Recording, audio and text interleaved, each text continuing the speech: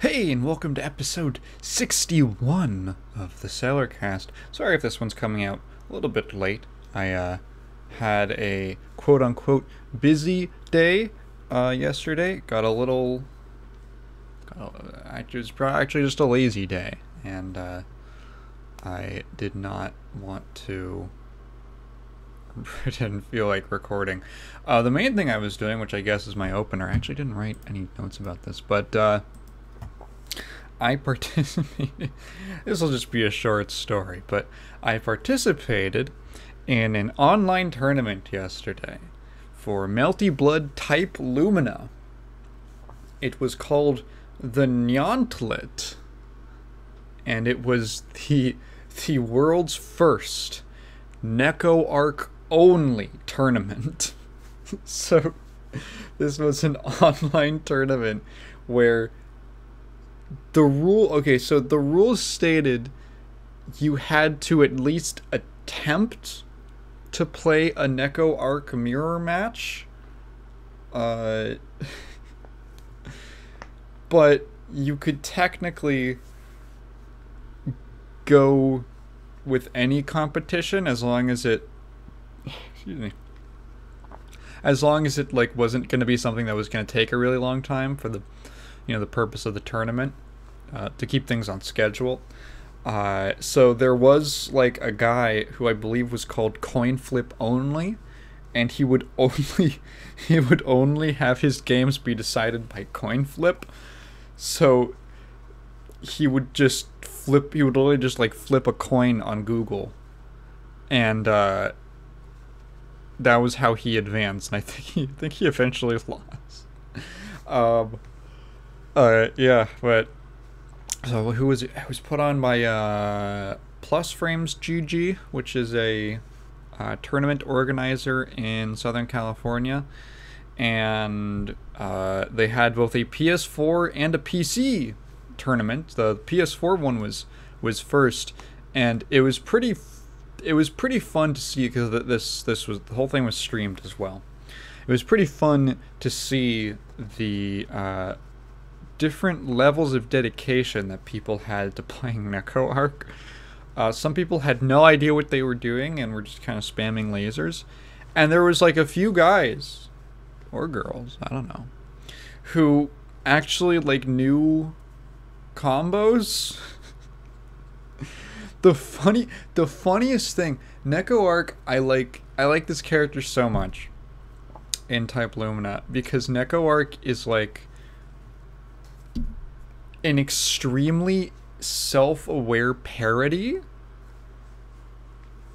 but like her whole moveset is okay. So like she has this whole there's like a couple things that first are, number one, she's just goofy. She has a bunch of goofy, silly moves, but she also just has moves that are like playing off of funny things in fighting games, or specifically Type Lumina. So like, for instance, she has a super, I think it's called the Nyauntlet roll or something, where she does this big tornado spin attack. It does no damage. It does like no damage for 3 bars. It's like, partially I guess the joke is that it's incredibly expensive, and also you get like nothing off of it. But it is completely unblockable. The only way to block it, I guess besides just dodging it, the only way to block it is if you just hold shield. If you just shield, which I thought was a pretty funny. I'm like, is that about like Melty's or Type Lumina specifically shield, which apparently got way better in this patch. I didn't know the ins and outs of the way shielding worked, but apparently a lot of players were really happy with the system-wide changes that happened in the last patch. So she has another move. It's her jumping 2B, or just like her jumping down B attack. She does this like, it's kind of like a classic just belly flop ground pound normal. And when she when you do it, she says a voice line where she says esports. She flops on the ground and she goes esports, esports. I had to listen to it a few times because I'm like, there's no way they put that in. It has to be just a word in Japanese. And I kept listening to it. I'm like, oh my god, no, it's literally just the Japanese pronunciation of esports. That's so fucking funny. Esports, esports. Oh god, like they knew. Oh, there was another one that was really another weird, like, wasn't that? Oh yeah, her chart. So she has a bunch of weird. Okay, I'm pretty sure this is another like self-aware joke, but she has a her charged 6A. If it lands, she does like a complete like 16 hit combo, and it definitely like is made to go on like way too long. Like she does all these little like punch punch and then teleports to the other side like punch punch, and then like uppercuts you in a very like Tekken way. I think it might be a reference to, it might be a joke about Tekken, I'm not sure, but like she does this whole, and then like this whole air sequence of like teleporting back and forth and then spiking you to the ground. And like it's so much, it's a single move, but it leads into this gigantic like canned animation that's just an entire combo. It's so funny, and I'm almost certain that it's a joke about the game's auto combo system. Yeah, and then just another, I love the VTuber install, where I'm pretty sure this is just like, so she has a special, it's her like backwards, it's like a reverse DP motion, and it's the different versions do some different, like for the A version she like she'll call some kind of like random summon to come on the screen. The B version she does like a different set of summons, so it'll make little Neko arcs pop out of the ground. And I think the C version is like it's like she makes a bunch of random stuff pop out. And I think one of the things that can possibly happen is that like a VTuber style like way too busy stream overlay pops up on screen, and it lasts for like it lasts for like 15 seconds. It's there for a while, and she's providing like live commentary, and there's like a chat, and I think the chat has like, I don't know what the comments say because it's in Japanese and I haven't bothered to like look at it closely enough to translate it, but the overlay actually covers up the health and super bars, so you can't see anything. All the information is obscured from you. Meanwhile, there's like 100 Neko arcs popping up on screen. She has this dumb. She has like makes a Neko arc appear, and it's like got a rope around it, and it's like pulling a tire. And the tire is like an active hitbox, and it's on screen for forever. It's just like this little cat just hauling a tire across the stage. It's so funny. You gotta respect the tire, dude. You gotta respect the tire.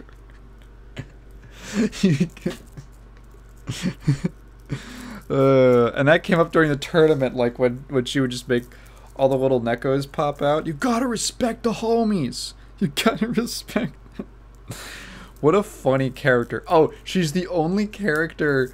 So Melty Blood has like a bunch of moves that you can like hold them down and they become unblockable. But you have to like charge them for a second and then they become unblockable. You can shield them, I believe, though, but they can't block them.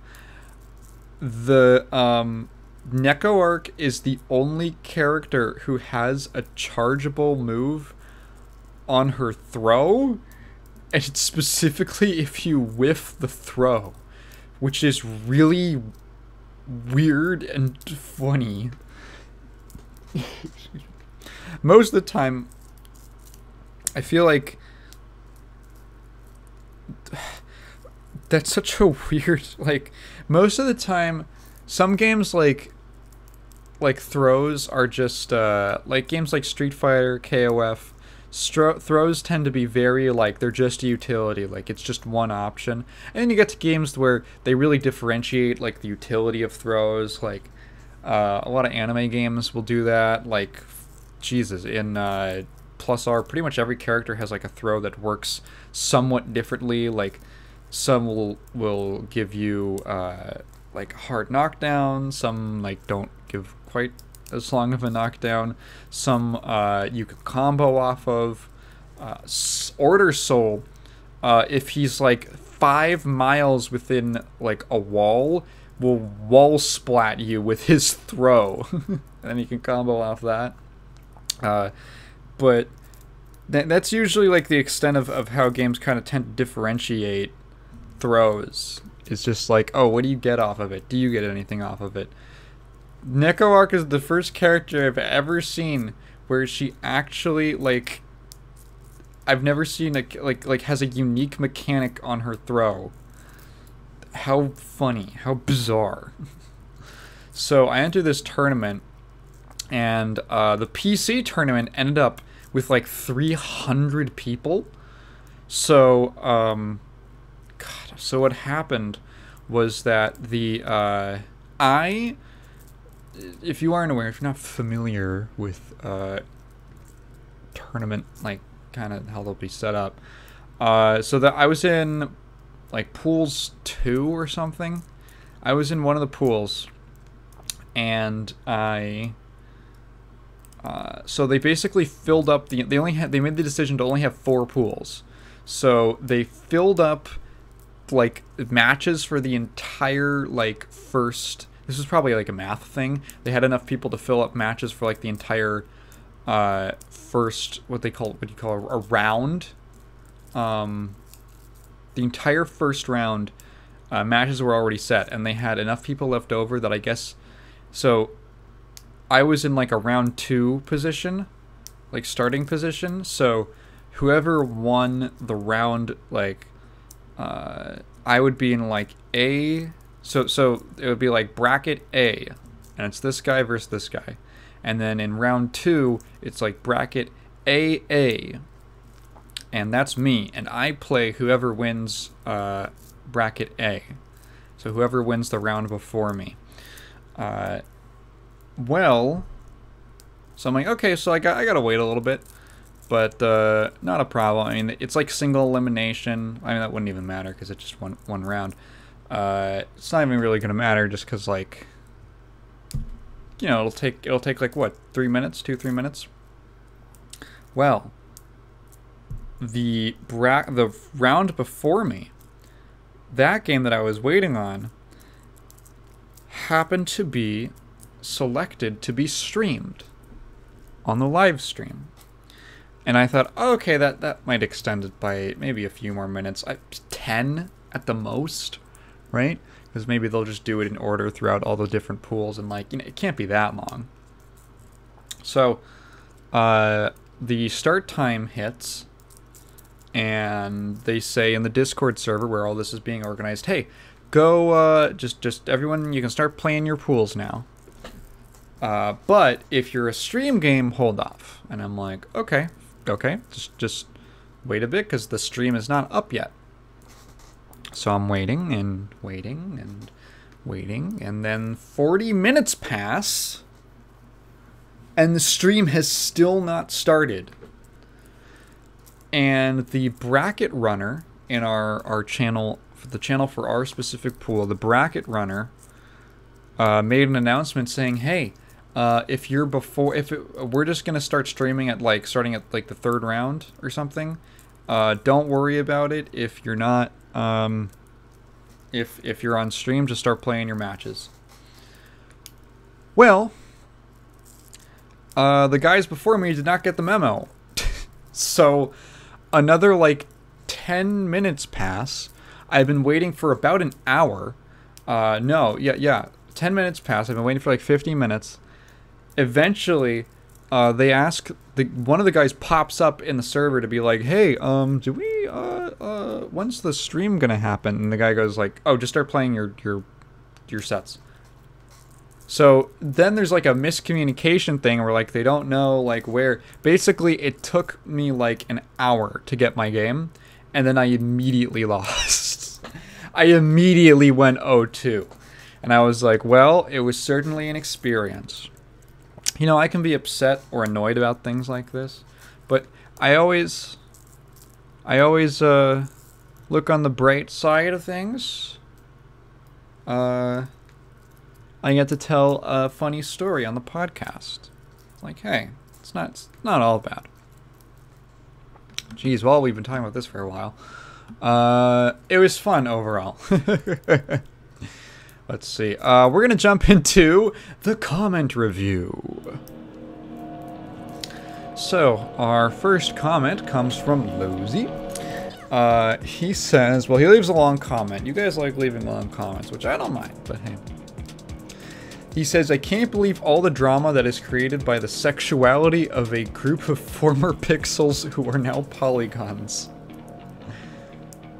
Which is a very fun way of describing that.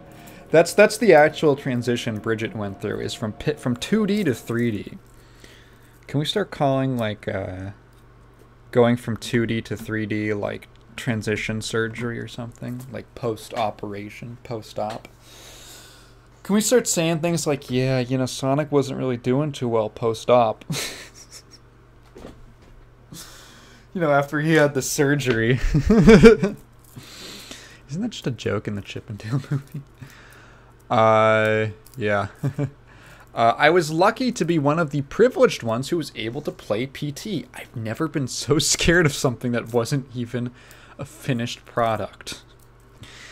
Well, you should see Star Citizen.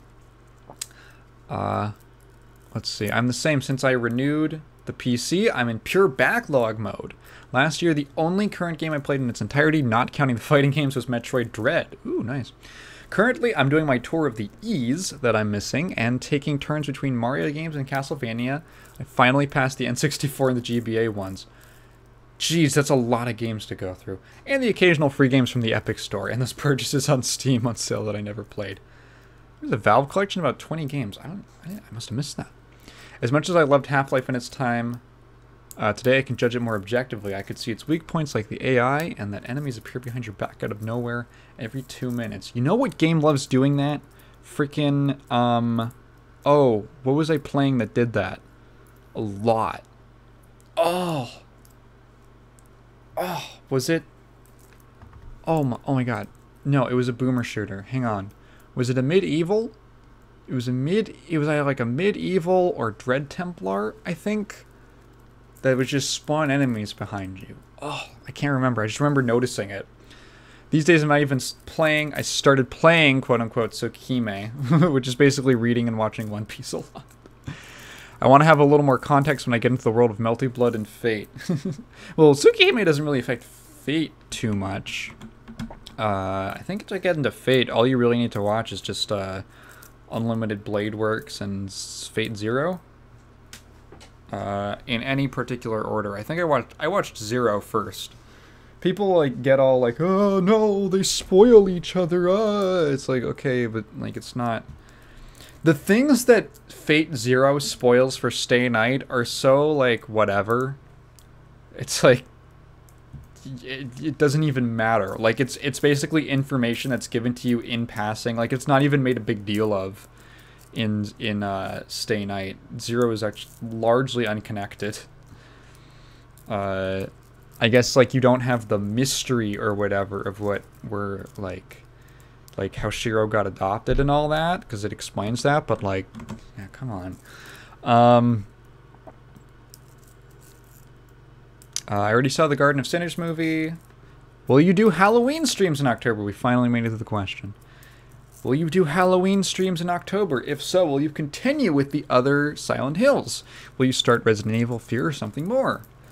Edit, I forgot to mention that in the future it will be possible to disable auto combos in Melty Blood with various variants like deactivated but not in the air and things like that.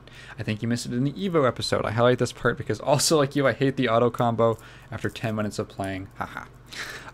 Yeah, I did note. I did not I must have missed it in the patch notes. There was just it was just like a slideshow of like a bunch of information. I think I kind of glazed over it, but yeah, no, I have not. I haven't played the game enough to since the patch to actually check. But yeah, I will probably go in and like force, because I've never really. It's so easy to just mash in that game and just get something that I'm like, maybe I'll just do it in the air. I'll figure out what I like. But as to the question, Halloween streams in October. So here's the thing. I really enjoy doing streams. I really like streaming. But I don't want to like do it consistently. Like, I don't really want to do like a whole. I don't want to have like a schedule. It's not something I want to like actually dedicate a lot of time to. Excuse me. And I don't want to do it on the main channel because it muddies up the content, and I don't really want to like. If I was going to, it's just kind of bad for like analytics in a way that's really unnecessary to like put a bunch of different types of content on the channel, on one channel.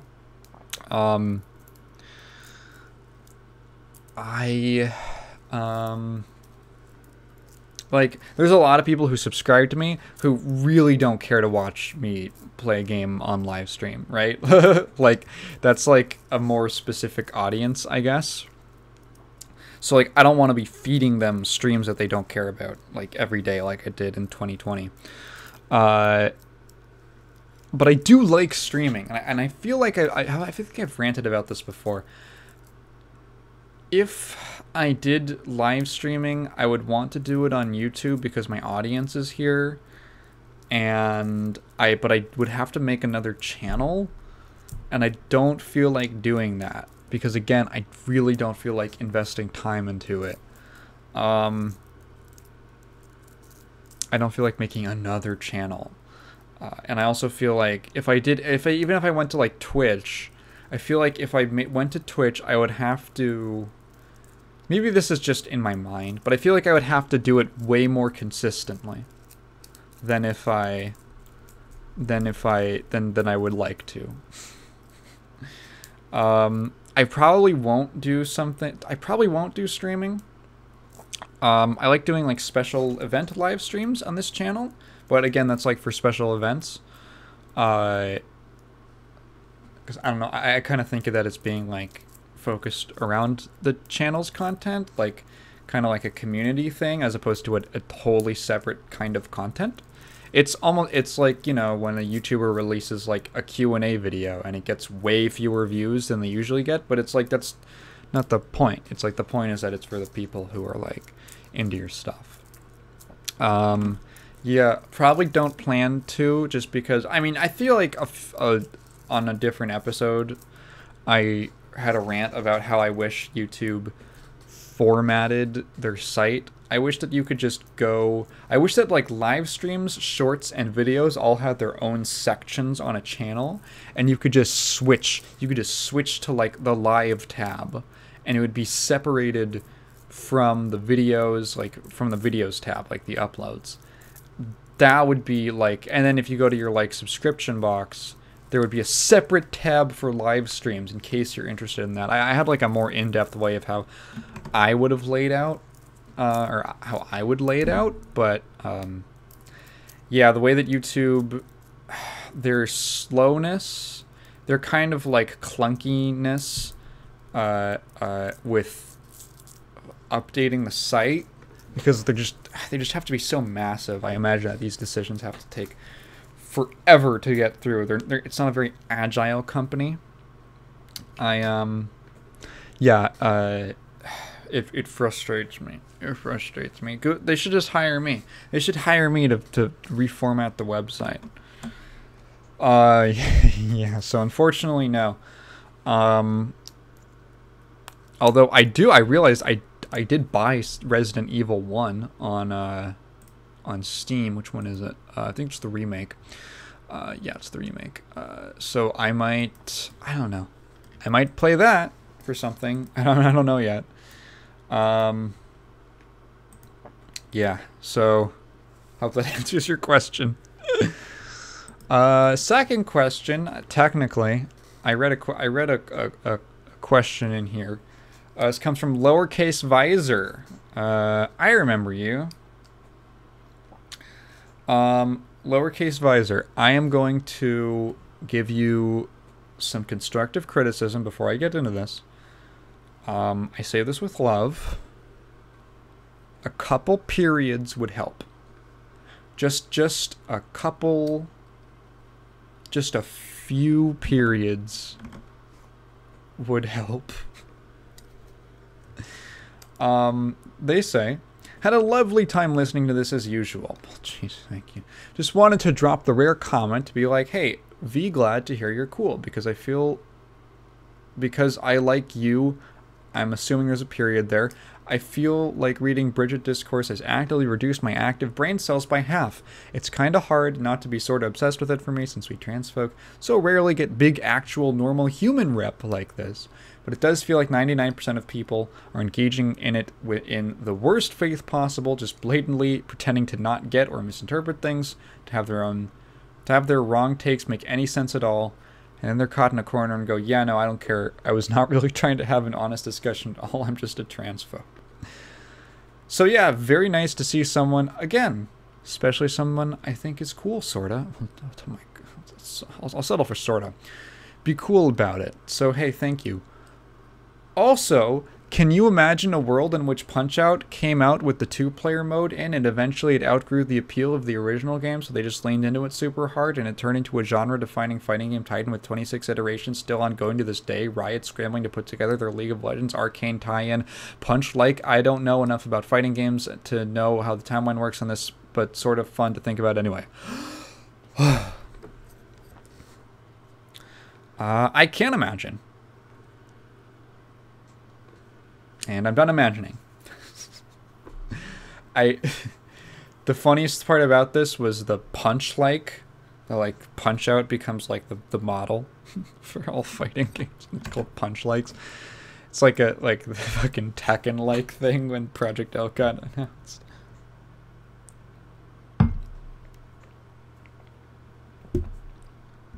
Yeah, well, I got some other comments about people who, appreciated my take on the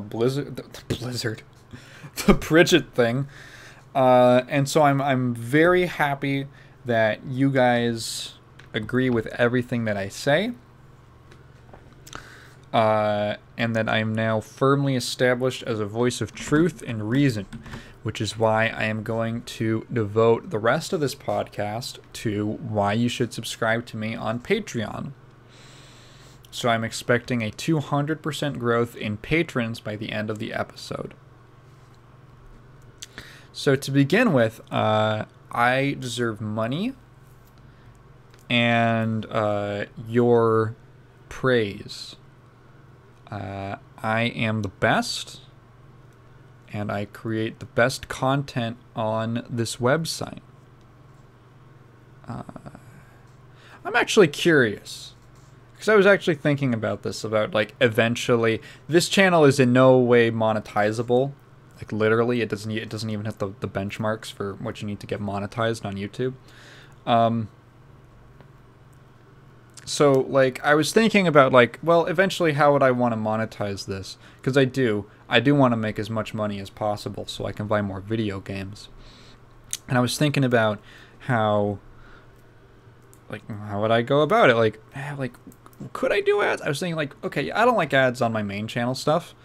Maybe I could do ads on this because it's, I don't know, it's like a fucking 2-hour-long podcast. Usually, it's, I feel like it's not too much of, like, a problem. I don't want to do, like, 100 mid-rolls every 5 seconds or whatever.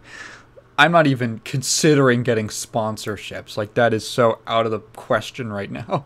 It's not even in my brain. So, like, I was thinking, like, how would I monetize it? And I was almost like, could I make a different Patreon? But then I think about it, and I'm like, I feel like most of the people who I feel like most of the people who watch this, I'd be willing to bet 100% of the people who watch this discovered this podcast through the main channel. But I'm actually curious. Is there anyone listening to this right now who, like, just stumbled across this and had not seen one of my other videos? I'm actually very... I would actually like to know, because I don't know... Analytics does not tell me what the crossover is. Actually, maybe it does? Can I check that? Can't you check, like, what your other channels your audience is subscribed to? Other channels your audience watches. Not enough eligible audience data. Okay, so there aren't enough people watching. So, yeah, I mean... If you just, like, stumbled across this podcast and you found it before the main channel, I don't know, leave a comment or something like that. It could just be like, leave a letter X so that I know. if you don't want to comment a whole big thing. Yeah, I'm actually very curious to know, because, like, I'd imagine that it's like 100% crossover rate, but so, like, doing another Patreon would be, like, kind of redundant, but yeah, I don't know. I'd feel weird about that. I'd feel weird about, like, having two different Patreons for, I don't know. I feel weird about taking people's money. Would you guys be interested in a Patreon for this podcast? How many people would pay for it? I don't know. I was shocked when even, like, one person or two people wanted to pay for the main Patreon, because I would want it to be separate, because it's two different kinds of content.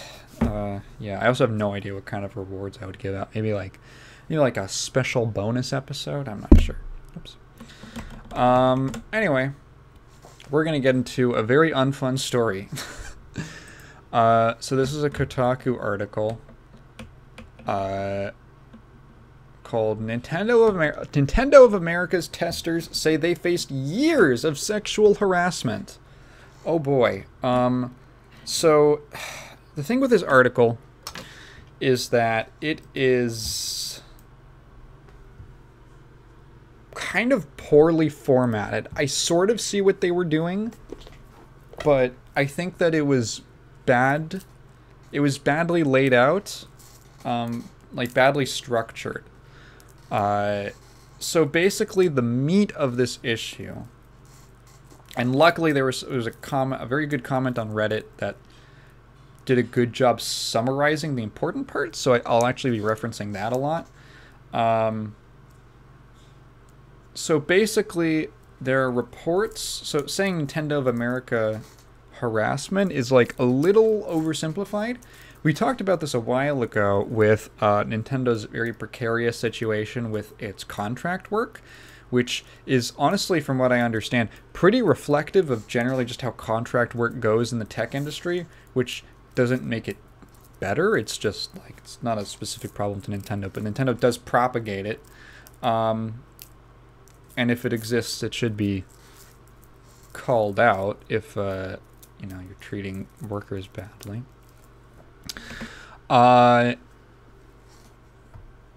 So basically there's reports of harassment at Nintendo. That's the broad strokes of this.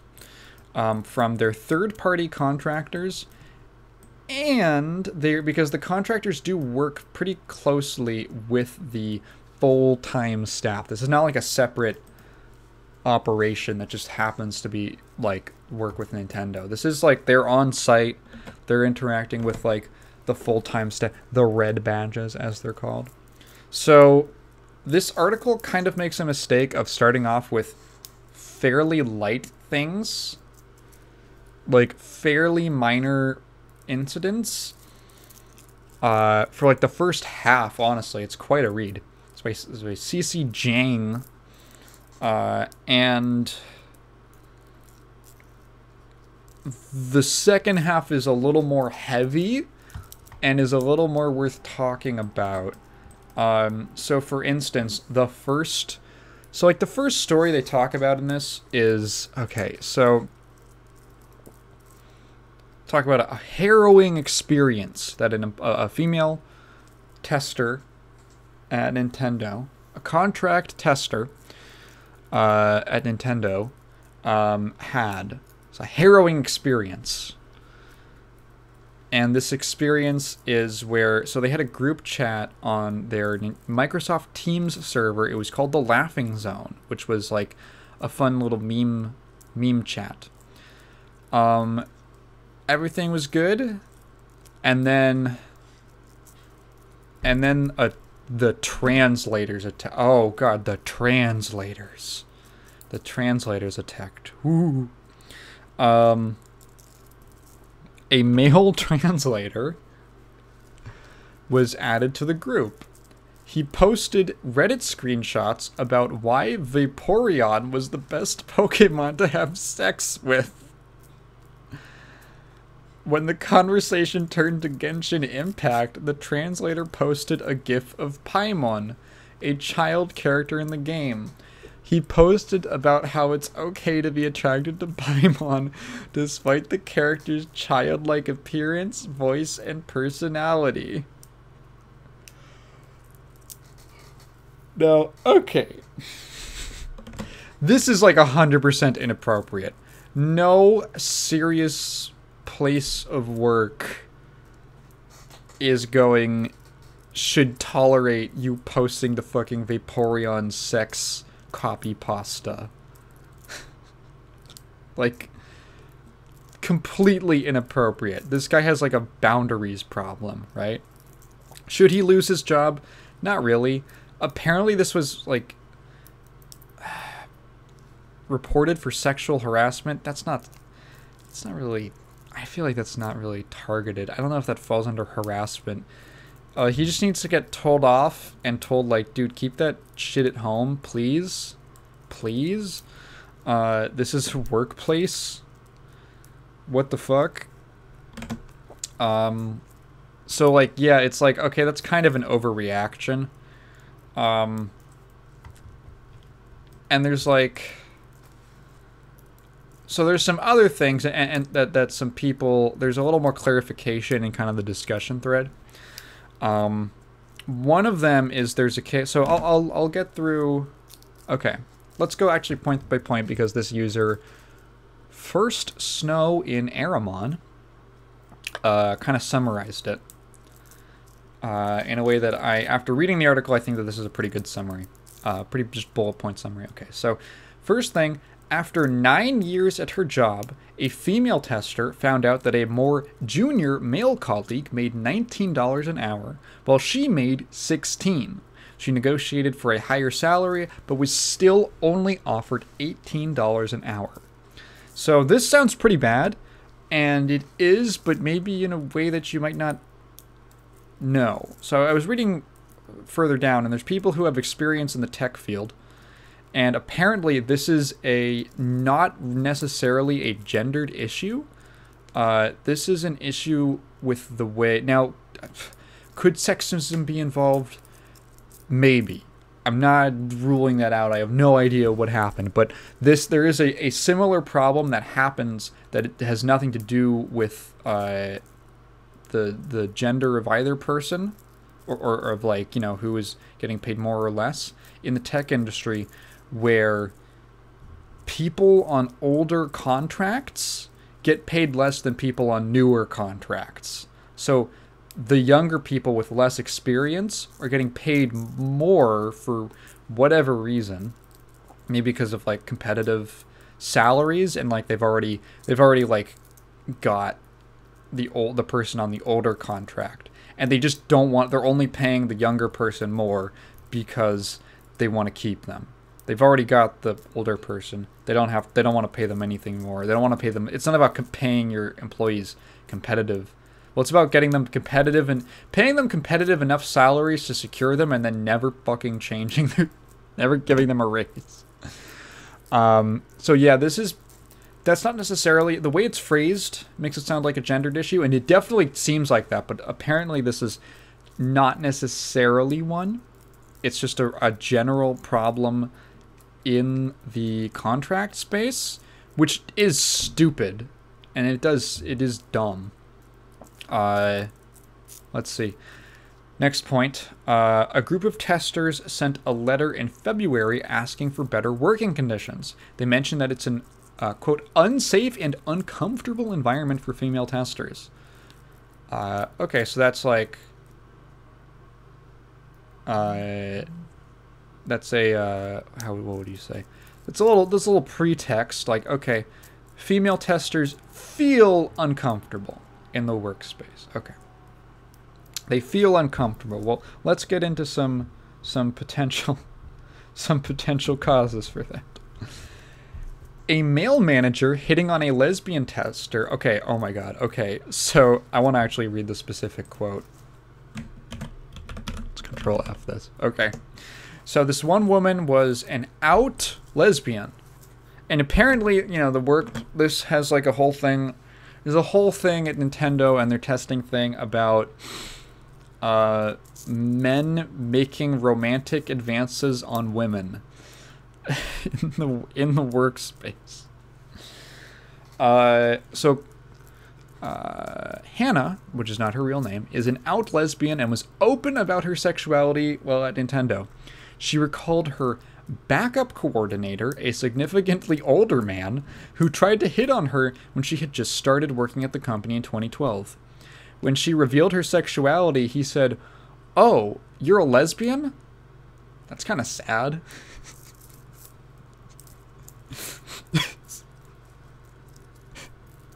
What the fuck? Maybe he was... Maybe he was expressing solidarity with the fact that marriage equality had not yet been passed. Remember, this is a year before that. Maybe he was saying it's very sad that you can't marry someone that you love because of archaic views on the role of marriage.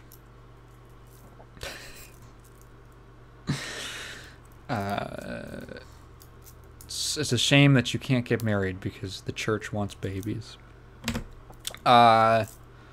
She struggled with her working relationships with male colleagues who would ignore her when she said things like, "I'm a lesbian, I don't like you that way." After she explained why she could not return her male colleagues' advances, they would ask, "Oh, but are you sure? But you're flirting with me? You're just playing hard to get." The comments made her so uncomfortable that she put her male colleagues at a distance, which she believed negatively impacted her career. Which this is another thing that is talked about, is that in order to get advancements, so like the dream of being the contract worker, the dream, the hill to get over is the dream of full-time employment. No longer contract, being a red badge, so to speak.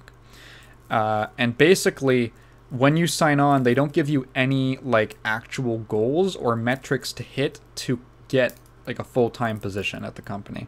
They just tell you really vague things like, "Oh, you got to talk to these people." And basically, it comes down to, are you friends with the right people? So this creates this interesting situation. And again, I'm just reading about this from the outside. I have no idea this is how it works. But from the sounds of it, there's people in authority who you are like, it's good to be on good terms with them if you want to get taken on full time. Those same people are kind of weird, and they do weird things, like, for instance, where is this guy? What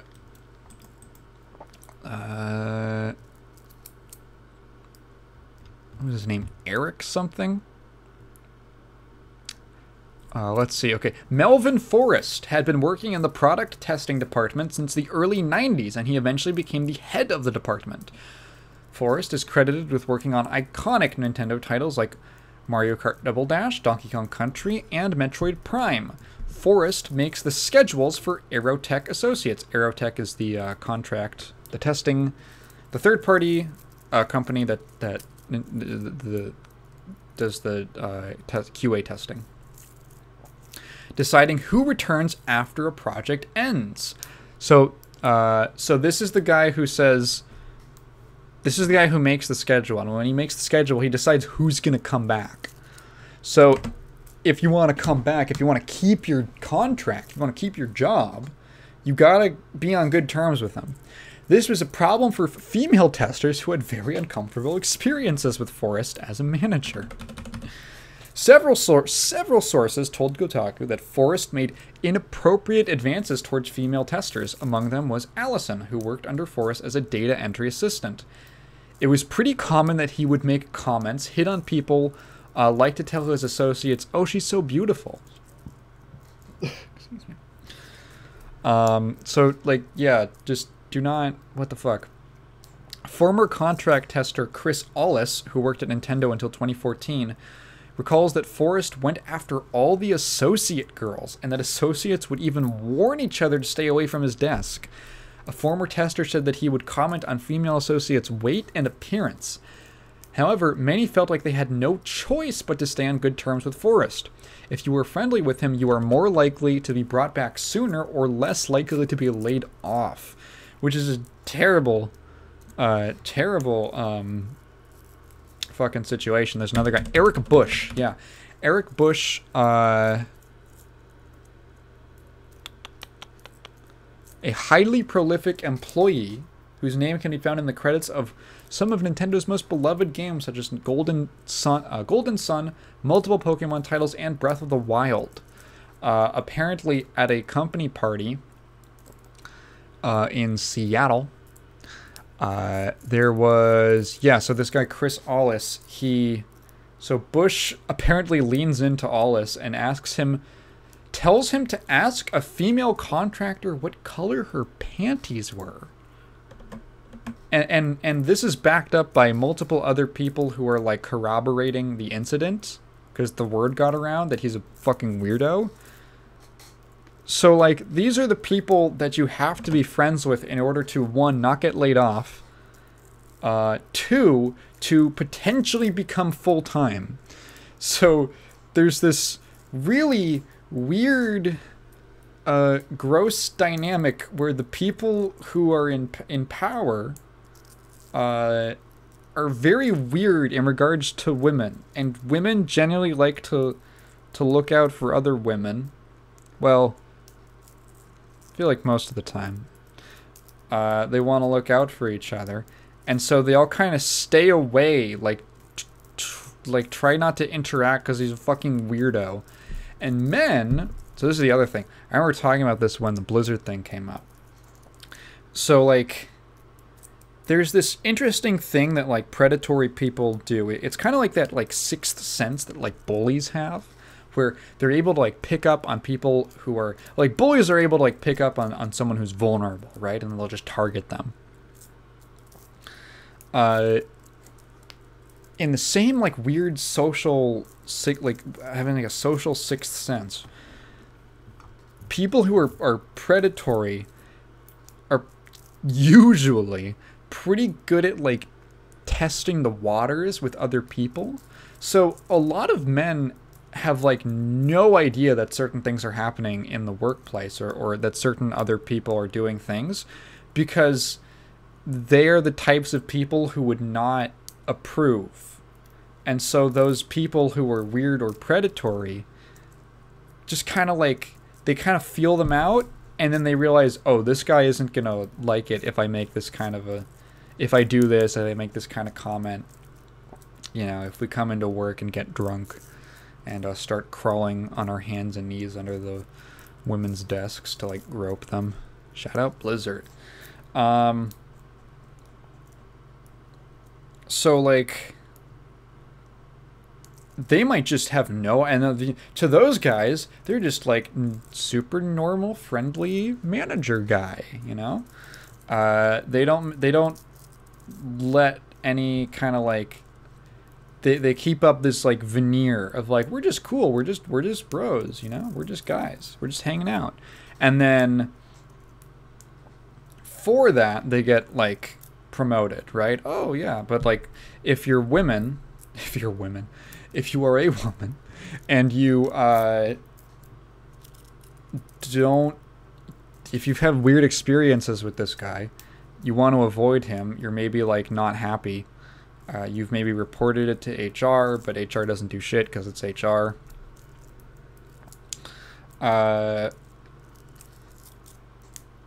Then like it creates this like weird scenario.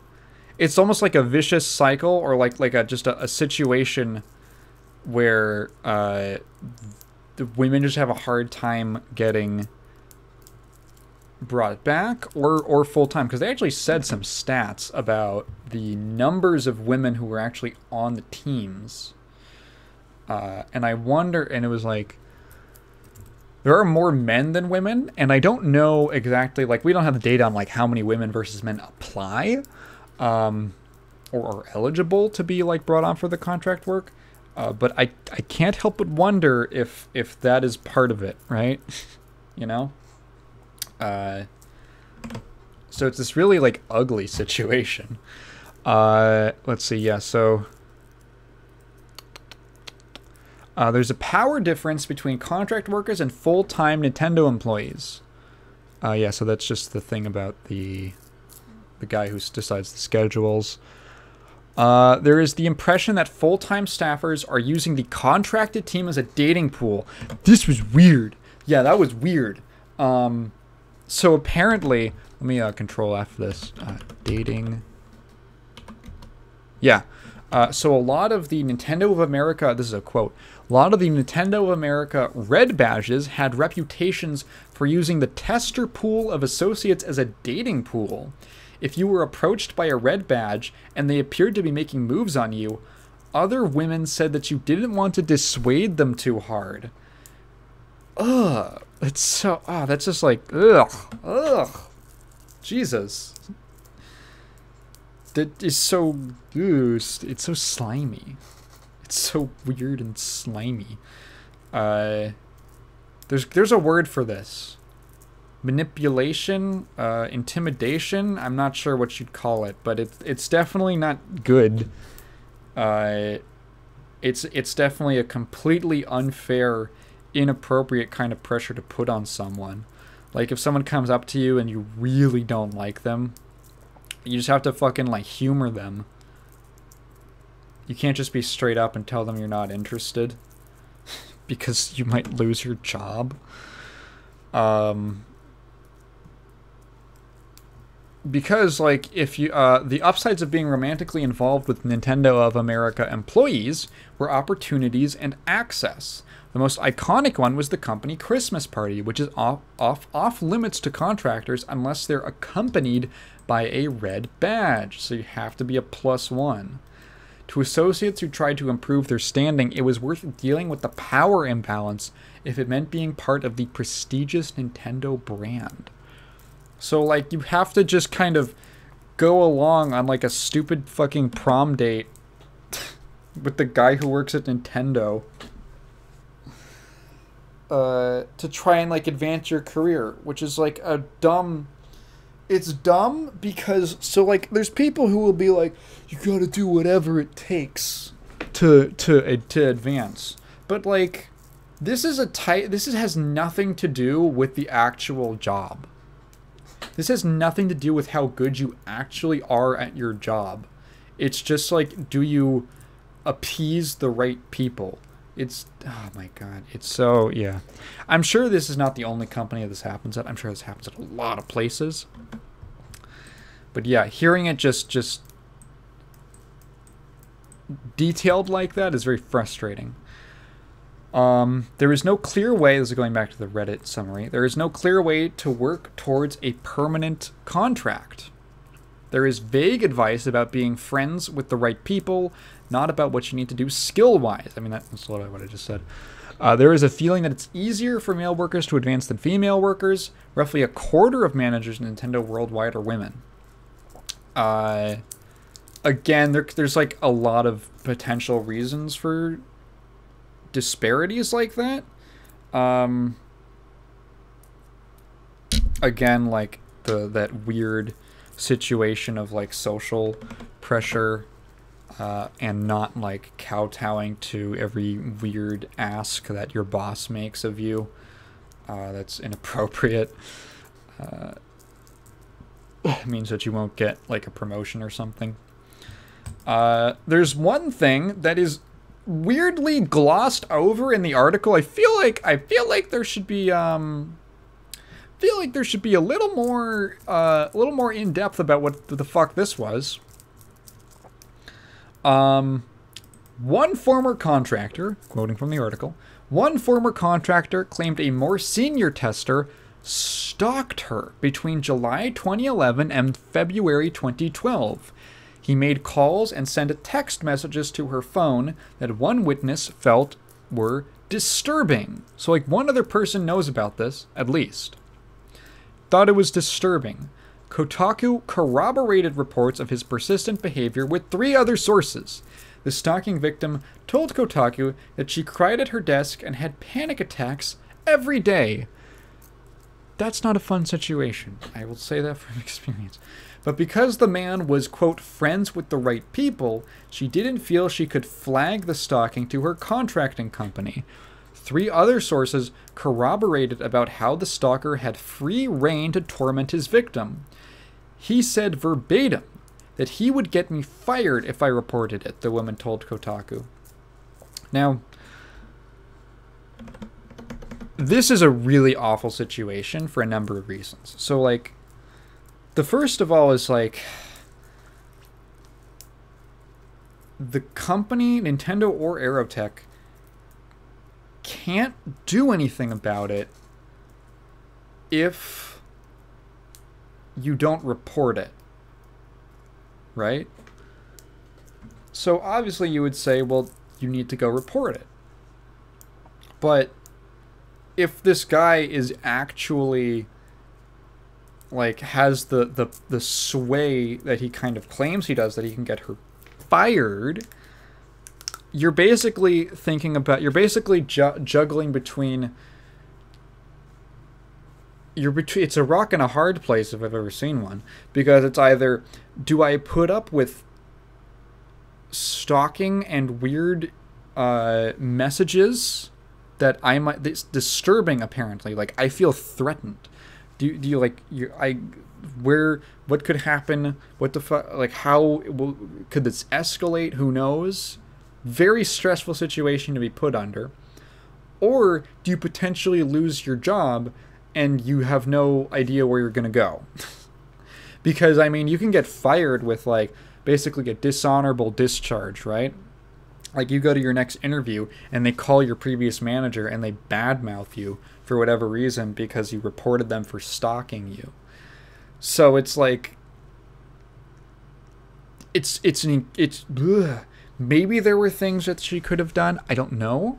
But power was manipulated and exploited to put her in a seemingly unwinnable situation, which is really dreadful. No mention as to whether that employee faced any disciplinary action.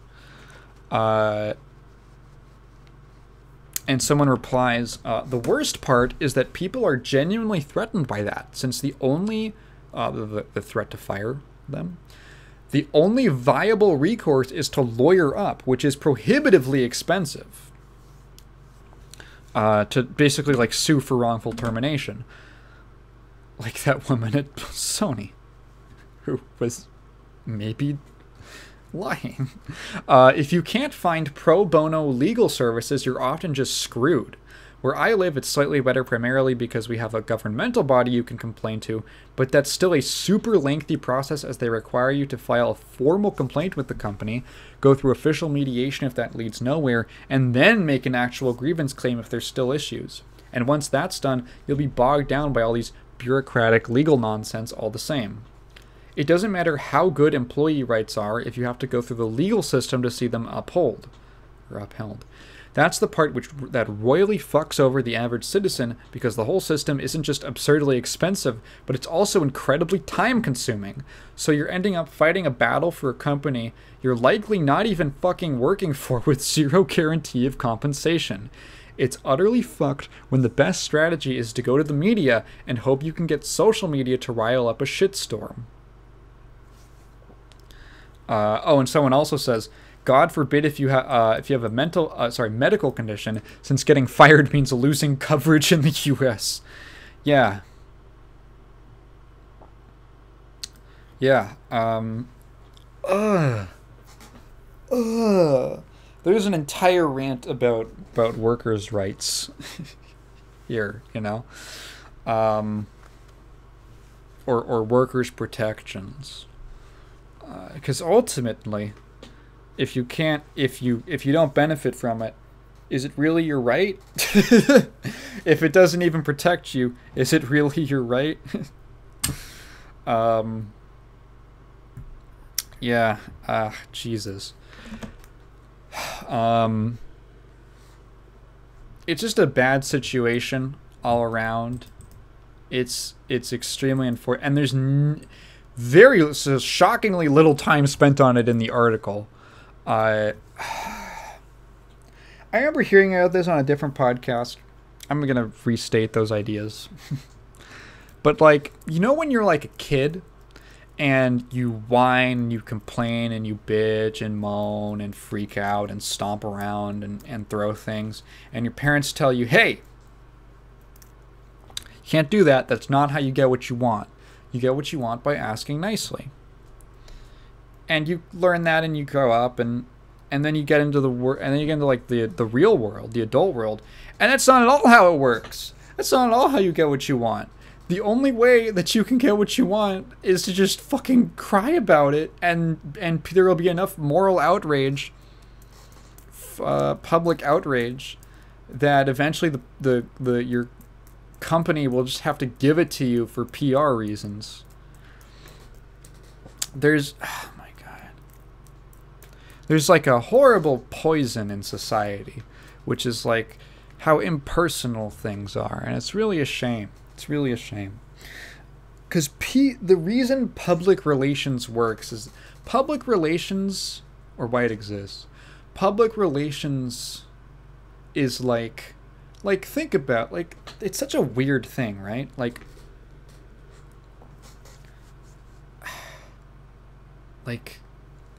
how do I phrase this? How do I articulate this?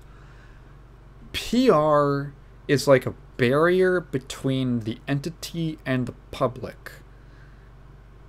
And it creates like a shield, or like a bit, yeah, it's like a cover of impersonality, impersonableness. I don't know what the adjective is for that, or would that be in the noun? It's a noun. Do you get what I mean? That we've just kind of come to accept that there's like, well, they're gonna do this because they just care about their profits or how they look. And it's like weird, because theoretically that is how capitalism is supposed to work.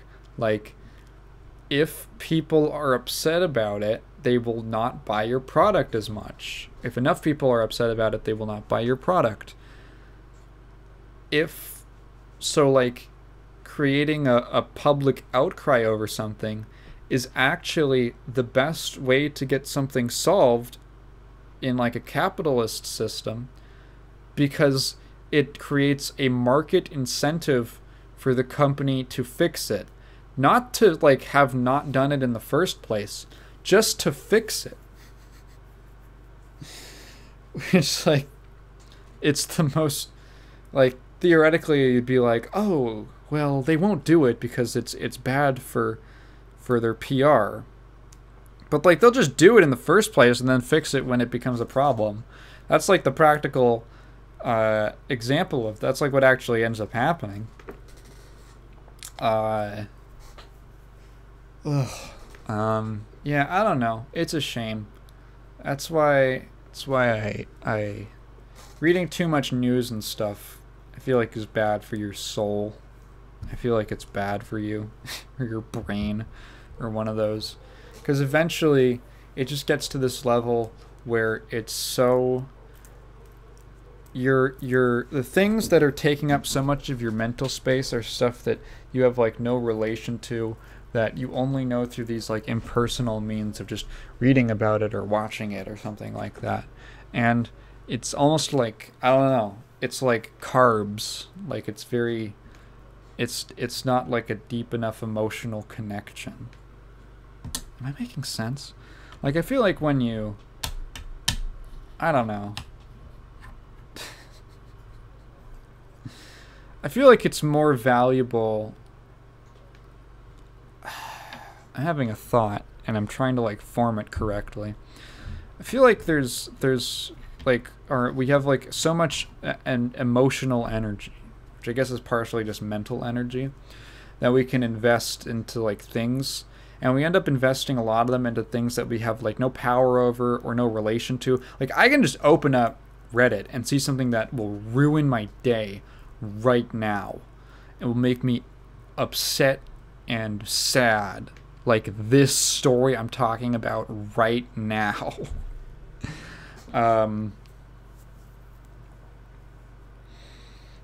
Or, like... like, what does that do for me? I guess it does a little bit for me, but, like, in terms of, like, making me think about stuff, but like, having so much of that it fills, it's taking up all your, like, investment, I feel like that's really unhealthy. I feel like that's pretty bad for you. So the point is, tell your friends that you love them. Remember to tell your friends that you love them and that you appreciate them. And spend more time with them. God, if you can. Spend time with the people you love. But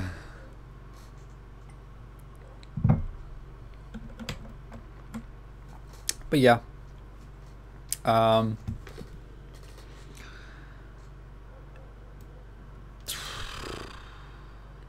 hey.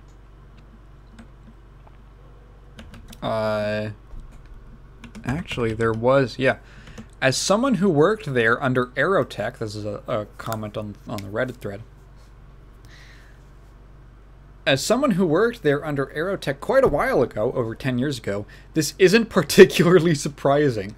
The stuff lined out here is worse than anything I personally saw, but I got out of there after a little over a year. Most of the middle management was pretty damn unprofessional, and I very quickly got the impression that in order to move up at all, you had to be friends with the managers. I never personally saw sexual harassment, but I was a younger man, so I wasn't exactly keeping an eye out for it. But I can see how letting that culture fester for years could lead to that being common for female testers. Thinking back now, the couple Aerotech recruiters who worked directly with the testers seemed pretty solid at the time, but I never had a lot of interaction with them once I was hired. Someone replies, as soon as I saw the contracting firm was Aerotech, I was no longer surprised. I contracted through them in a different industry, and everything about my experience with them as an agency was awful. Garbage company, garbage people, and garbage work for garbage pay. Damn. Yeah.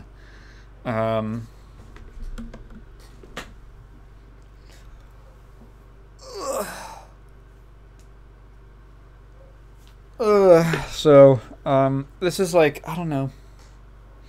This isn't like a Nintendo specific. It's a problem that's happening at Nintendo, but in a broad sense, it's not a Nintendo specific problem. Like, the Blizzard stuff was like a Blizzard problem. Like, how the fuck did you let it get to this point, dude? This seems like a lot of like natural symptoms of just problems in the tech industry and also just the professional world in general, and how people fucking suck. Or they can fucking suck. And be exploitative and manipulative and all sorts of other things. And abuse power. Yeah, so I thought that was a worthwhile story. I didn't hear that many people talking about it, but I thought it was pretty pretty noteworthy. I don't know what you'd want to... I don't know what to do about it. I don't even buy Nintendo products, so I can say I'm doing my part, but whatever. Yeah, I feel like it's not even like... There would have to be... It's like the kind of problem that only actually gets solved with some kind of large-scale structural like reform. With... I don't know, like requiring companies to like change the way they're structured so that they have to provide... I have no idea how you would begin solving it. Like, that, honestly, that's not even my job, right? I talk about fucking old video games on YouTube. Like, it's not my job to figure out how to solve the widespread problem of just like the general issues that come up in like the American workspace, corporate like workplace. That's not my job. Hey, if someone out there is like a consumer advocate or something like that, not a consumer advocate, like a workers advocate, feel free. I'm sure there's ways you could fix it. You could probably come up with something. I guess I want to move on to a short story, but something kind of interesting. I'm kind of hungry. There was an interview with Akiman, who is was still working at Capcom? He is most well known for being one of the lead artists / character designers for the Street Fighter series. For geez, what else did he do? He did a bunch of shit. Akiman, Akira Yasuda is his real name, but he goes by Akiman. He worked for Capcom from 1985 until 2003 and is currently a freelancer. Let's see. Street Fighter 2, he did illustrations. He was a character designer for Darkstalkers, Red Earth, Marvel Superheroes, Street Fighter Alpha 3. There's the whole Alpha series. Basically, a lot of their fighting games, he was the lead character designer on. Hey, fun fact about Akiman. He has a huge, very intense fetish for thighs. He's a thigh guy, which makes a lot of sense. Because I think about like let's just say there's a lot of female Capcom characters who it falls in line. Anyway, so he gave an interview with akibasoken.com, which is like a Japanese like anime, gaming, pop culture kind of news website. It's in Japanese, but there was a the Twitter account VG Densetsu basically translated a couple highlights, and one of them was actually quite interesting. It says Street Fighter 3 did not start with the Street Fighter license, but since the project looked like SF, it was decided to integrate it with the license. Following the success of Street Fighter 2, and in order to create more games of this kind, Capcom asked Akiman to divide the development team members among several teams and fill in the missing parts of each team. Let's see if we can get like a specific... I can't like... my Japanese reading... I'm looking at the page to see if I could just directly translate something. My Japanese reading is not good enough. Okay, Street Fighter 2.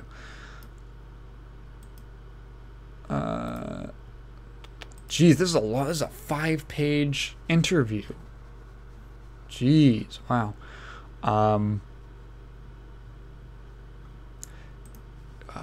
Yeah, so no, I mean, it looks like... Okay, yeah, this is a really long interview. I should have like looked. I was like, oh, I'll just rely on like the little translation thing, and it's actually only like 2 sentences. But it makes a lot of sense. It's very interesting. I'm actually curious. Where does he mention Street Fighter 3? I want to see like a full. Maybe Shmuplations will have a full interview. Wait, what the fuck? Was this posted in 2019? What? I thought this was recent. I didn't even know what the... Wait, whoa. What? Huh? What? Wait, I'm seeing the 2020. What? What the fuck? I'm so confused. I'm seeing in the link it says like 2020? Akiman... something. What the heck?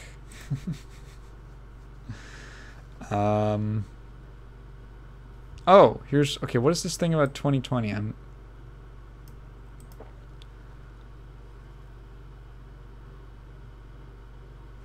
Do I edit this part out? Do you guys just want silence of like 20 uninterrupted seconds of silence of me like trying to figure out what the fuck is going on? I guess this is an old article, but it got posted recently. I didn't even realize that. But I guess, fuck it, to talk about Street Fighter 3. Street Fighter 3 has a very interesting story behind it. I don't know.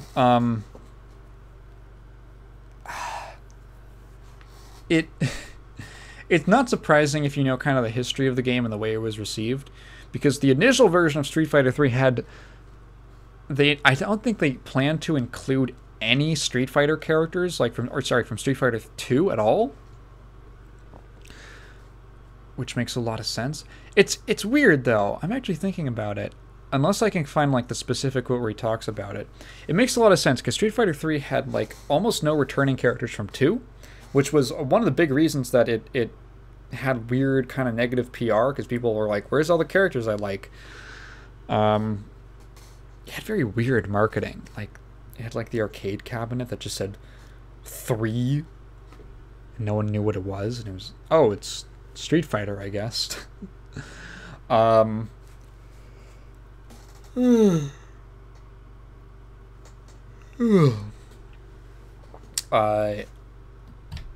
That's actually interesting. I'm actually curious how far along in the development process they decided to make it a Street Fighter game, because apparently so this is like, I'm pretty sure this is mostly confirmed.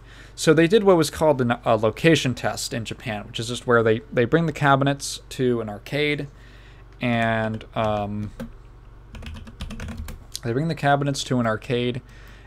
they bring in so many members of the public to just do like a live test of the game. I think they have to sign NDAs and all that.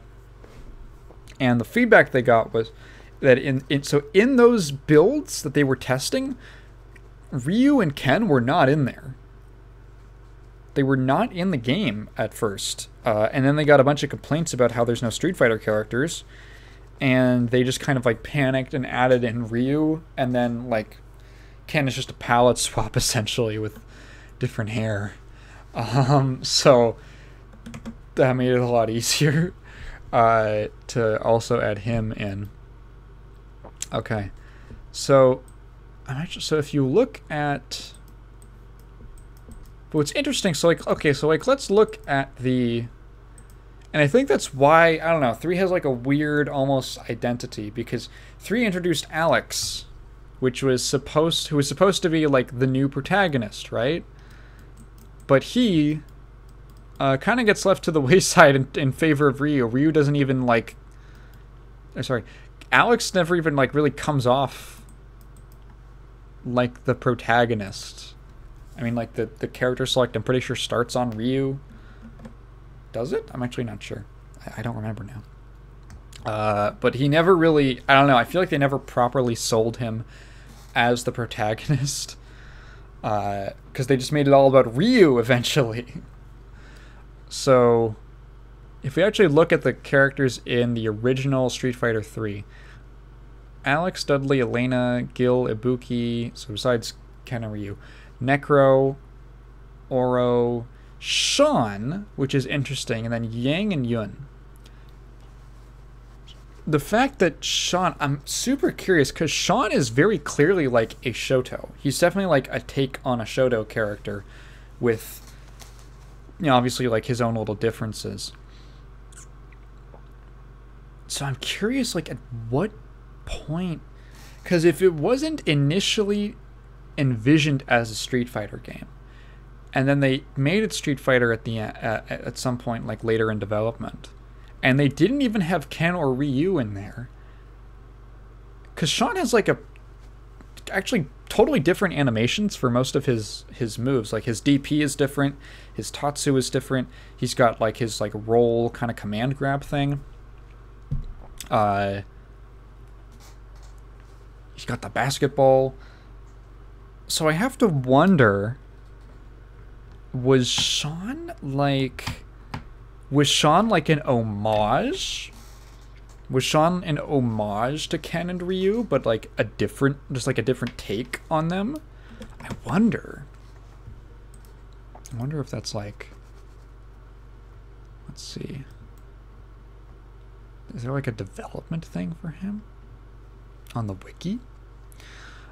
Doesn't really look like it, but concept. Fans believed Sean was originally intended to be the only fighter who used a Shoto fighting style in Street Fighter 3 New Generation until Capcom decided that Ryu and Ken were too popular to exclude. Oh! However, in an interview with Street Fighter 3's producer/director Tomoshi Sadamoto, he states that Sean wasn't initially present in Street Fighter 3 New Generation's development. When they were unable to finish Hugo on time, they made Sean so there would be enough characters on release. Weird. Making Sean the last character added to the initial roster. This was after Ryu was added to the game and was going to be the only returning character, but since they didn't have enough characters, they later added Ken. Huh. Interesting. So, wait, okay. What's the time on it? Unable to finish Hugo, so they made Sean.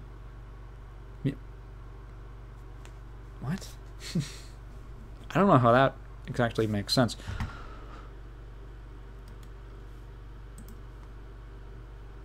Is there an interview with this? Let's see. Oh, yeah, there's an interview. Okay, Sean. Where's Sean? Oh, yeah, this is just on the official, like, Capcom site. Oro, Sean. Was Sean present from the beginning? He was not, but we didn't have enough characters. We couldn't finish Hugo in time, so we pushed him back to Second Impact.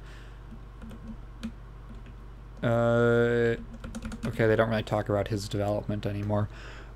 That's like... That's so weird. That's so interesting. So they couldn't finish Hugo. I don't know why. So they just started on another character? After Ryu was added to the game. Okay. So basically, if what I understand this correctly,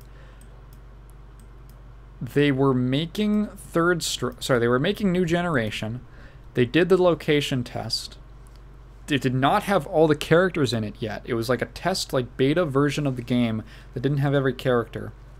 They got the feedback about Ken and Ryu, or about like having no returning characters. They scrambled to add Ken and Ryu. Maybe that took up too much development time and they couldn't finish Hugo, so then they also used a bunch of sprites from, or like, yeah, like frames of animation from Ken and Ryu to make Sean, and then they just pushed the game out, and then they moved Hugo into like being in the second version of the game. How weird. What a strange timeline. These are those kinds of like really interesting dev stories that are like, huh. They really made the most of what they had. Also interesting is that So he says in this interview, Sean is what we call a compatibility character. He's a character that people could use when they wanted to give themselves a handicap. So for example, if friends wanted to fight but one was stronger, the strong one could say, I'll use Sean, so let's play. In that way, friends could play together. We felt we needed a weak character in order for players to give themselves a handicap. So that's how we ended up with Sean. To explain his weakness, we made him a student. LOL. Even during the time of SF2, people primarily weren't playing it for the single player, but especially for SF3 and to some extent the Darkstalkers series, it became all about the versus battles. As such, the skill gaps between players began to emerge. It's difficult for someone to say, just let me play single player, so we needed some kind of policy in regards to that. Players could get started with the game and then eventually start to fill in the skill gap. Right now I'm making smartphone games, but I feel like this concept hasn't changed from then to now.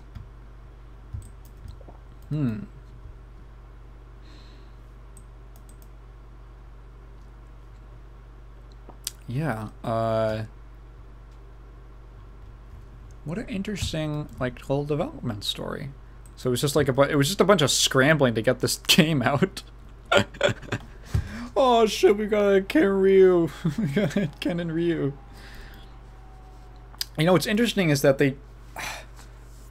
I'm trying to think, like, he said to some extent the Darkstalkers series. I'm almost wondering, like, are there characters in Darkstalkers who are considered, like, the handicap characters? I know that, like, Anacharis is bad, but Anacharis is bad because he's literally, like, unfinished. Like, he just has moves missing. Like, he has no throw. And stuff. Oh, and he can't tech. But, like, what the... was Anacharis... Can we just start calling low tiers, like, compatibility tier? Oops. Let's just start calling low tiers compatibility tier. The handicap tier. It's like a little nicer, maybe. Actually, that doesn't sound nicer at all.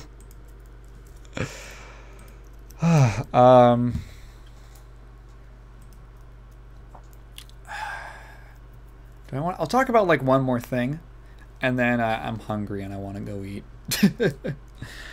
Really quick, I want to share some thoughts about a game. Yeah, it is a full game, really. Called Megaman 8-Bit Deathmatch. So when I made the Megaman comic videos, excuse me,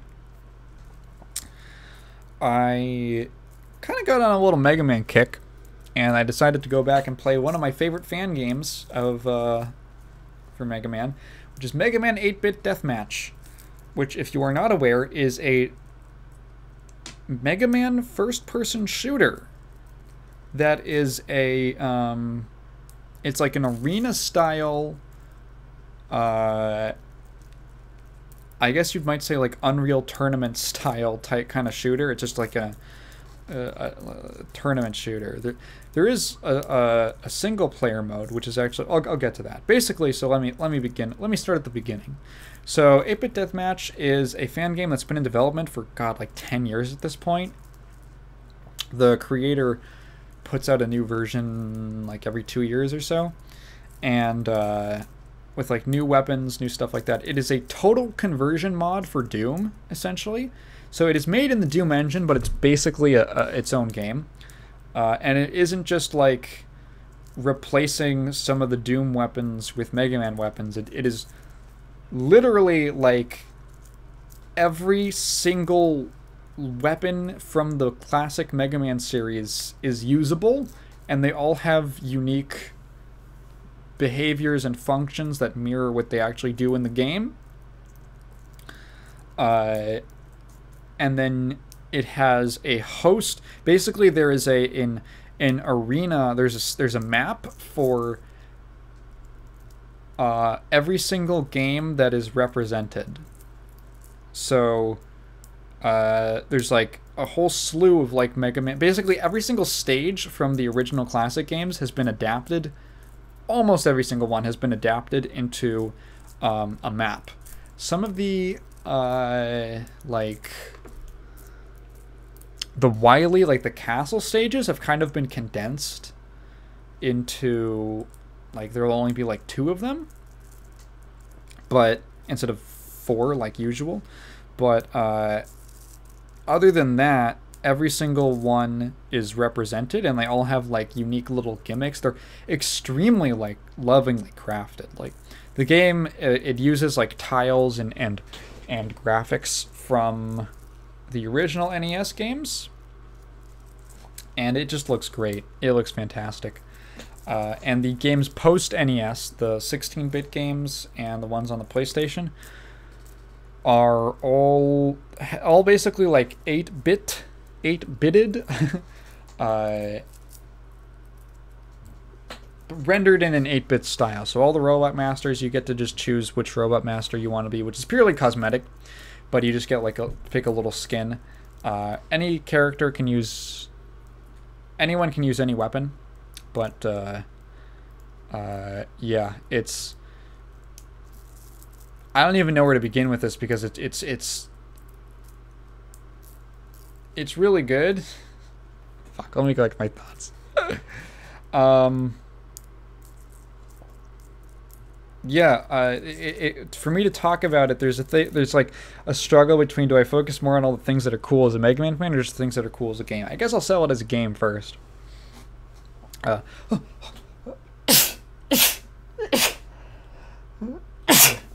Excuse me. First of all, the game has a ridiculous amount of effort put into it. Again, there's like, geez, dozens and dozens of weapons, I'll say. I won't like do the mental math in my head, but every single game up through, I believe they're at Mega Man 10. They just got to Mega Man 10. Is represented with like all the weapons, all the stages have their own maps.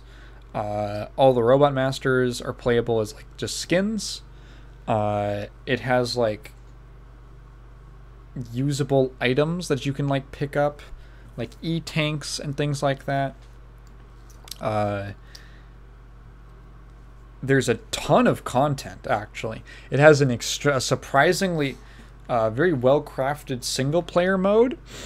Most of it is just kind of like...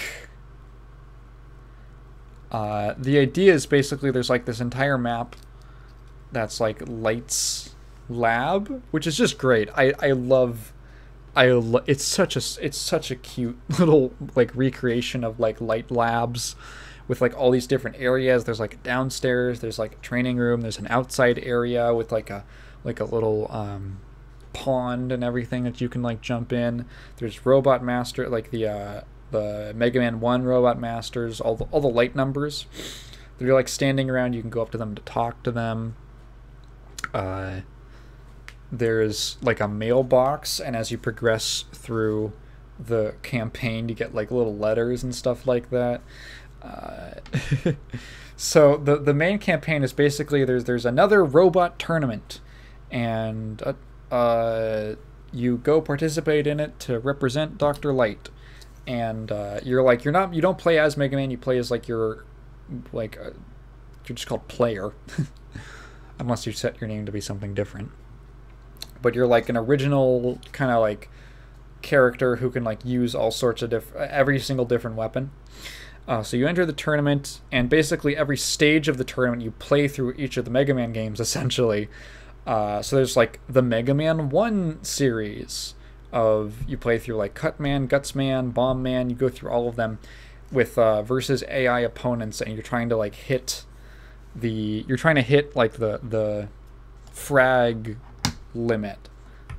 So like you gotta get 10 kills basically. Be the first one hit the frag limit, and then like as you get further in, the frag limit goes up. It goes to like 15, then to 20, then it like resets back down to like 10. And there's like whole cutscenes and everything that happen at different stages of the tournament, because there's like a plot that progresses with like, oh, something nefarious is going on. Oh, it's Dr. Wily. You never guess. There's like some pretty actually well-made cutscenes done in engine with like cinematography and like dialogue and everything. Not voiced, which I'm more than happy with. Just like these nice little connecting bits, and then every game ends with like a whole boss. There's like a whole boss. You play like one castle stage, and then the castle stage 2 is like a unique boss encounter. Like you fight the Guts Dozer, and it's like this whole fight where like Gutsman is helping you out to like stun it, and then you have to like jump onto what would you even call it? Like the front of like the Guts Dozer's like treads things, and you gotta like shoot at its weak point when he's stunned, and like you gotta avoid his attacks, and then he spits out like little mets, and you kill the mets to get and they drop like little health pickups to replenish your health during the fight. And it's like a surprisingly intricate boss fight, and all of them are like that. You fight like all the dark men, and they have like these different phases, and then you fight all of them at once, and then Proto Man shows it. It's really fun. It's really cool. There's a bunch of like all of the minor kind of like side upgrades from the classic series kind of return as like special use items. So like for like obviously like I think I mentioned the like you can use an E-tank to like instantly restore your health. You got the weapon tank to restore your energy. Each weapon has its own energy, just like the games. You can you can get like the power armor, or sorry, the power adapter, so you get to like fly and shoot the big like rocket fist like Mega Man 7. You can pick up like unique little adapters for certain characters. Like you can get Proto Man's shield and like the supercharged shot that he can do, and you can actually like reflect shots with the shield and everything. You can get base, and you can get like a base adapter essentially, and it lets you it gives you bases like super rapid fire like spread buster. Lots of fun stuff.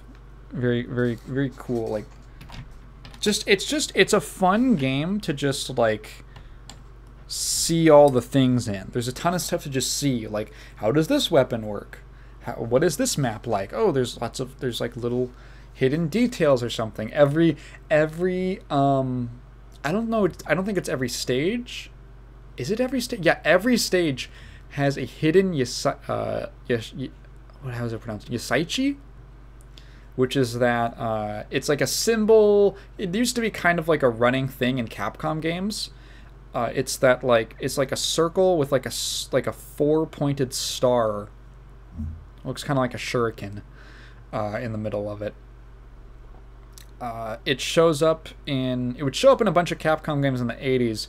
In Mega Man, I think it only really showed up in Mega Man 1 as like a one-time thing. There was like only one of them in the game, and it would give you like a full refill on like all your health and energy. And then I think Mega Man 4, it also showed up in Pharaoh Man stage, if I'm not mistaken, as like another hidden item, and I think it worked the same way. And then I think in Mega Man either 9 or 10, in like the easy mode, they would just drop Yasaichis on you just for free refills. Yeah, so every single stage in the game has a hidden Yasaichi. So like, maybe this is spoilers, but like one I always remember is in the very first stage, Cutman stage.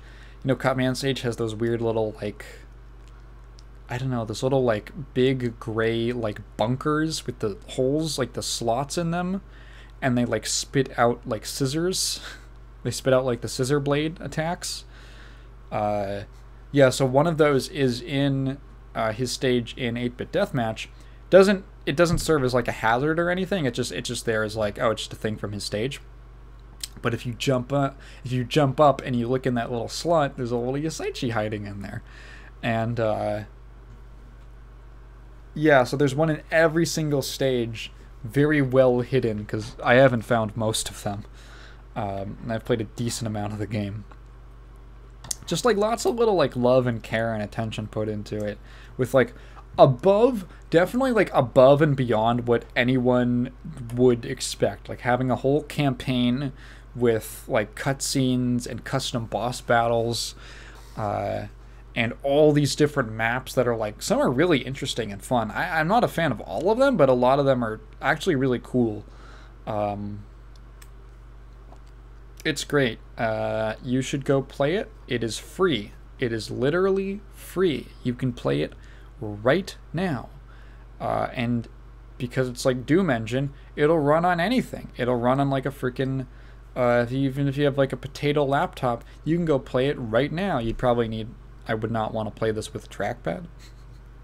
Please use a mouse. But, for your own sake. But, yeah. It's super cool. I remember. I have some fond memories, actually. When we first moved across the country, when I was a freshman, there was like a few days after we arrived, where we had no internet. We didn't get internet set up for like 3-4 days, something like that. And all I had was my laptop, and all I would do was play Megaman 03, Megaman X2, so I know those games like the back of my hand, and Megaman 8-Bit Deathmatch. And I recall, like, going to stages. So what I would do is, when you open up the game, it has like a little launcher, and the launcher is basically like to go into like launch the game single player, or like you can set up like a little server. So what I would do is I would go to like the host game thing, and then they have a whole drop down, or they have a whole like list of every single stage in the game, every single map. And then I would just load into different maps for that like I hadn't seen, and I would just walk around by myself and just kind of listen to the music and like explore the stage. And it was like, I don't know, it was very fun, just little memories. It reminded me how it didn't remind it, but it exposed me to how weirdly good, excuse me, okay, the theme for, okay, this is a deep cut. In what year was it? There was a Megaman Wily Wars, 1994. So in 1994, Capcom put out what was essentially a 16-bit recreation of the first 3 Mega Man games for the Genesis. It was like a collection and also a remake in 16-bit. But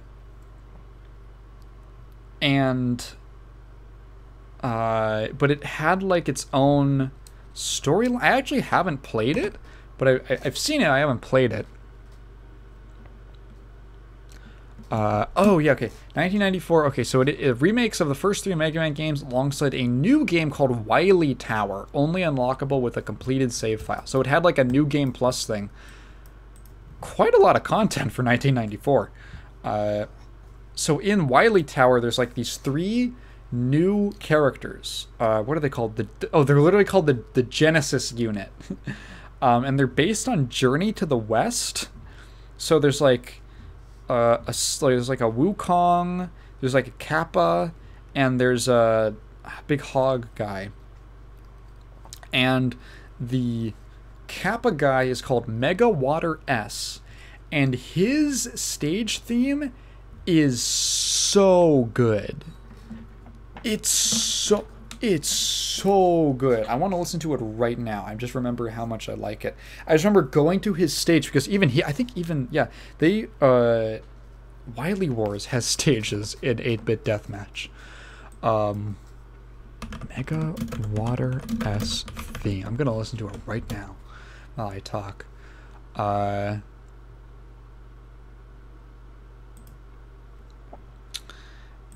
And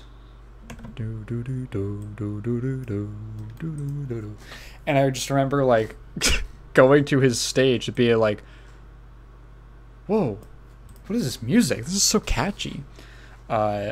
Also, like, in line with the fact that the other, all the like post NES games are all like remade in like 8-bit graphics. The 16-bit music is also recreated in like an 8-bit, soundboard essentially. What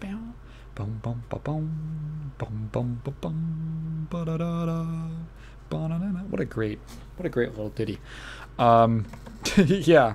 So the last version 6, came out technically like back in 2020, but I haven't played it in a while, so I actually missed it. And yeah, if you're a fan of Megaman, or you're just even, that sounds even mildly interesting to you, go play it. It's super good. It's a lot of fun.